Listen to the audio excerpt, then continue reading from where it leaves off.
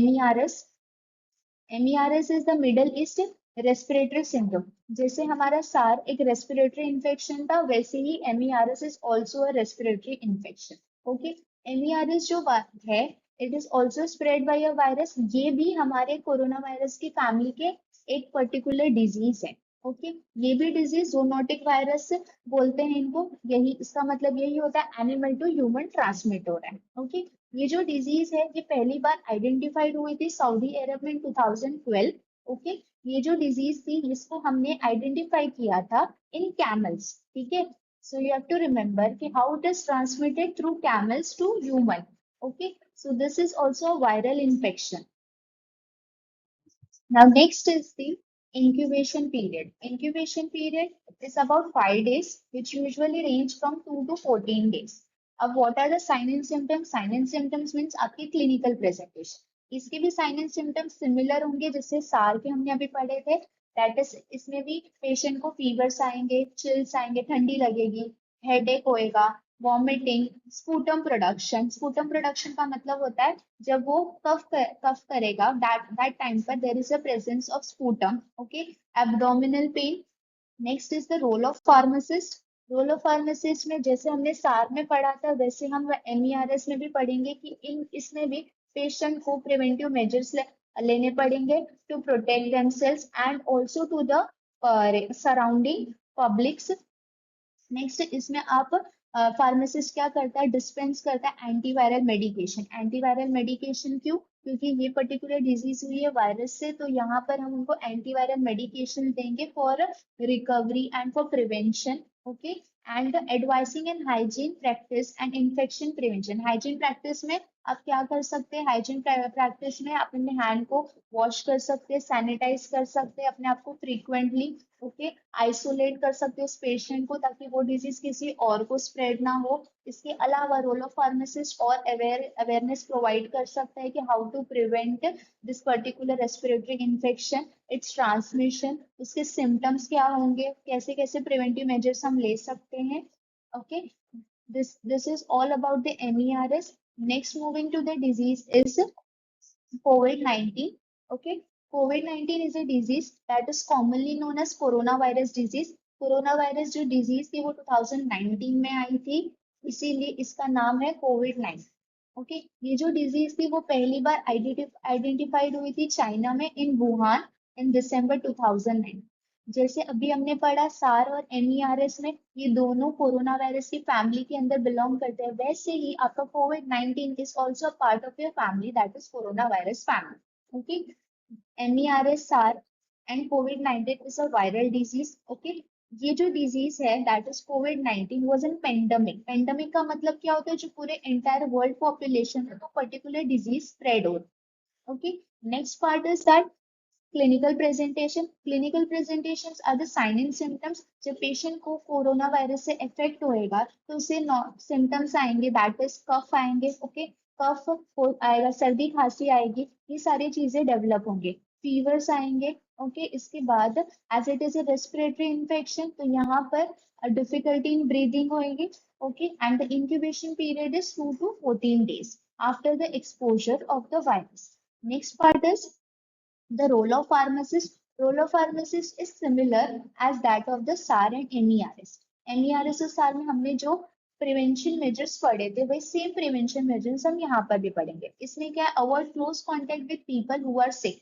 मतलब अगर कोई person is affected already with covid तो वहां पर आप उनके साथ एक डिस्टेंस मेंटेन करके आप उनसे बात कर सकते हैं या फिर उनके साथ रह सकते हैं, but a particular distance. Okay, apart from that avoid touching your eyes, nose and mouth with unwashed hands. Unwashed hands मतलब अगर person is affected with a covid, okay, तो वहां पर आप अपने हैंड को अच्छे से सैनिटाइज करो, अच्छे से उसको वॉश करो ताकि वो और सीवियर ना हो आपको.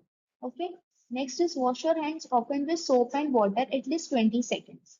Okay, follow social distancing in public places. अब अगर आप person is affected with a particular COVID virus, then it should be isolated. वो उसे आप isolate कर दो एक specific जगह पे, एक specific room में. Okay, और social distancing maintain करो. मतलब if the अगर वो person किसी और के साथ इंटरैक्ट हो रहा है या कुछ हो रहा है, तो आप एक डिस्टेंस मेंटेन करो ताकि वो पर्टिकुलर वायरस का जो इन्फेक्शन है वो आपको ना इफेक्ट हो जाए। Okay, next is use mask to avoid the contamination by virus. Okay, तो ये क्यों करना है, हमें अपने आपको प्रोटेक्ट करके रखना है ताकि जब हम कफ कर रहे हैं या फिर स्नीज कर रहे हैं तो वो किसी और को ट्रांसमिट ना हो। This the role of pharmacist is similar as that of the SAR and NERS. NERS और SAR में हमने जो प्रिवेंशन मेजर्स पढ़े थे वही सेम प्रिवेंशन मेजर्स हम यहाँ पर भी पढ़ेंगे। इसमें क्या है, avoid close contact with people who are sick. मतलब अगर कोई person is affected already with covid तो वहां पर आप उनके साथ एक डिस्टेंस मेंटेन करके आप उनसे बात कर सकते हैं या फिर उनके साथ रह सकते हैं, but a particular distance. Okay, apart from that, avoid touching your eyes, nose and mouth with unwashed hands. Unwashed hands मतलब अगर person is affected with a COVID, okay, तो वहां पर आप अपने हैंड को अच्छे से सैनिटाइज करो, अच्छे से उसको वॉश करो ताकि वो और सीवियर ना हो आपको। Okay, next is wash your hands often with soap and water at least 20 seconds. Okay, follow social distancing in public places. अब अगर आप person is affected with a particular covid virus then it should be isolated, वो उसे आप isolate कर दो एक specific जगह पे, एक स्पेसिफिक रूम में। ओके, और सोशल डिस्टेंसिंग मेंटेन करो, मतलब इफ द अगर वो पर्सन किसी और के साथ इंटरैक्ट हो रहा है या कुछ हो रहा है तो आप एक डिस्टेंस मेंटेन करो ताकि वो पर्टिकुलर वायरस का जो इन्फेक्शन है वो आपको ना इफेक्ट हो जाए।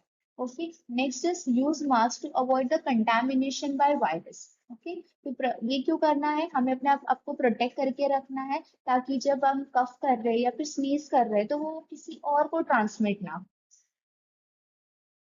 Now, the next part is the incubation period. Incubation period is usually 2 to 5 days, but it's severe if the duration में prolong. मतलब अगर ये particular 2 to 5 days में ये particular disease ठीक नहीं हो रही है तो वो बहुत ज़्यादा सीरियस हो जाएगी, जिसकी वजह से ये 2 to 5 days वाला ड्यूरेशन बढ़ सकता है। प्रोलॉन्ग का मीनिंग होता है increase. Okay, next comes is the sign and symptoms. Sign and symptoms अभी आपको बताया कि इस particular disease that is the diphtheria, इसमें थ्रोट के रीजन में, throat means your larynx, nose और योर माउथ वाला एरिया, वहां पर ग्रेश और येलो और व्हाइट स्पॉट्स अपीयर होने लगेंगे। Okay, patches means the spots और you can say that is dashes. Okay, next is the secretion of mucous membrane from mouth, nose and throat which gives foul smell. Foul smell का मतलब होता है bad smell.